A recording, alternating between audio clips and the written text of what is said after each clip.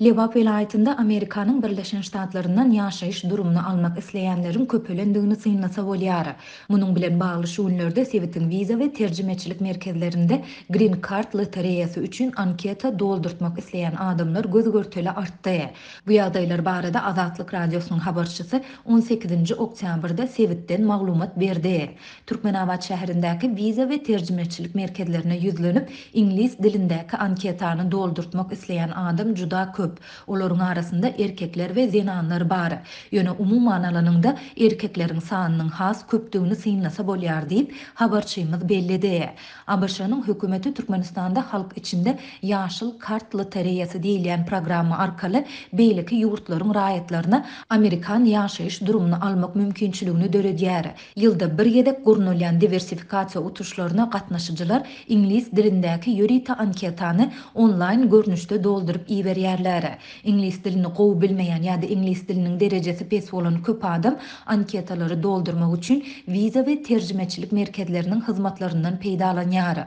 Raýatlar öz ýany bilen biometriki pasportyny, turatyny eltýär. Şeýle-de şol merkezlerde anketadaky soraglara jogap ýazdyrdyp, olary doldurýarlar we hataba goýdurýarlar.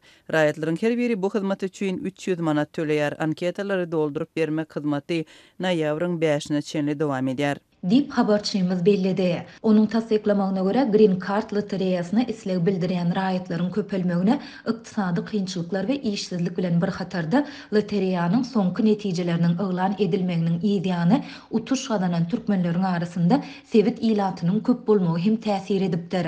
Bu agyr ykdysady we durmuş şertlerinden çykalygy gözleýän raýatlar üçin umyt döretdi. Adamlar daş döwregindäki tanışlarynyň utuş gadanandygyny eşiden soň bu umydyň hasyl bolmak ehtimallygynyň ýokardygyna göz ýetirip başladylar diýip anketa doldurtmak üçin wiza merkezine baran bir türkmenawatly anonimlik şertinde habarçymyza gurrun berdi. ABŞ-nyň döwlet departamentiniň saýtyna görä lotereýanyň soňky netijeleri şu ýyl utuş gadanan türkmen raýatlarynyň sanynyň mundan 8 ýyl ozalkysy bilen deňeşdirilende azyndan 14 esse artandygyny görkezýär.